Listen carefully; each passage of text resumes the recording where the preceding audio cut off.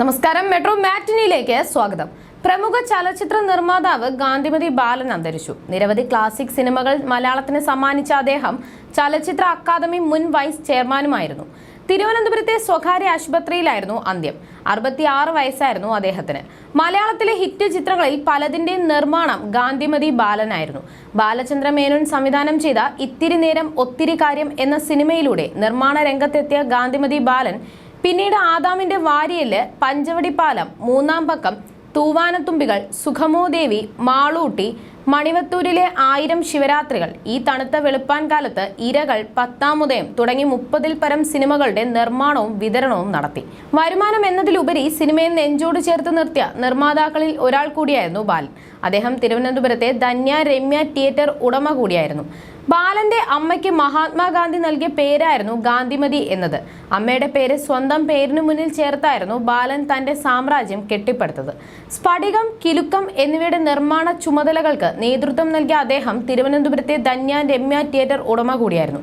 Malayalam cinema അഭിനേതാക്കളുടെ സംഘടനയായ അമ്മ രൂപീകരിക്കുന്നതിന് നേതൃത്വം നൽകിയ ബാലൻ അമ്മ ഷോ എന്ന പേരിൽ നിരവധി താരനിശകൾ സംഘടിപ്പിച്ചിട്ടുണ്ട്. 2015 നാഷണൽ ഗെയിംസ് ചീഫ് ഓർഗനൈസർ കൂടിയായിരുന്നു ഗാന്ധിമതി ബാലൻ. ഇവന്റ്സ് ഗാന്ധിമതി എന്ന ഇവന്റ് മാനേജ്മെന്റ് കമ്പനി ഉടമ കൂടിയായ ഗാന്ധിമതി ബാലൻ മികച്ച സംഘാടകൻ കൂടിയായിരുന്നു. 2015 നാഷണൽ ഗെയിംസ് ചീഫ് ഓർഗനൈസർ കൂടിയായിരുന്നു അദ്ദേഹം. അനശ്വര സംവിധായകൻ പത്മരാജനൊപ്പം നിരവധി ചിത്രങ്ങൾ ചെയ്ത ഗാന്ധിമതി ബാലൻ അദ്ദേഹത്തിന്റെ മരണത്തോടെ പതിയെ സിനിമയിൽ നിന്ന് പിന്മാറുകയായിരുന്നു. ചലച്ചിത്ര മേഖല കൂടാതെ സാഹിത്യ, സാമൂഹിക, സാംസ്കാരിക വേദികളിലെ നിറസാന്നിധ്യമായിരുന്നു ബാലൻ. പ്ലാന്റേഷൻ, റിയൽ എസ്റ്റേറ്റ് ബിസിനസ്സുകളിലും സജീവമായിരുന്നു അദ്ദേഹം. 63 വയസ്സിൽ മകളുടെ സൈബർ ഫോറൻസിക് ലാബും സൈബർ ഫോറൻസിക് സോഫ്റ്റ്വെയറുകളും ചേർന്ന സ്ഥാപനത്തിന്റെ അമരത്തേക്ക് ബാലൻ കടന്നുവരികയും രാജ്യത്തെ ഒട്ടുമിക്ക കുറ്റാന്വേഷണ ഏജൻസികൾക്കും സൈബർ ഇന്റലിജൻസ് സേവനം നൽകുന്ന സ്ഥാപനമായി വളർത്തുകയും ചെയ്തിരുന്നു.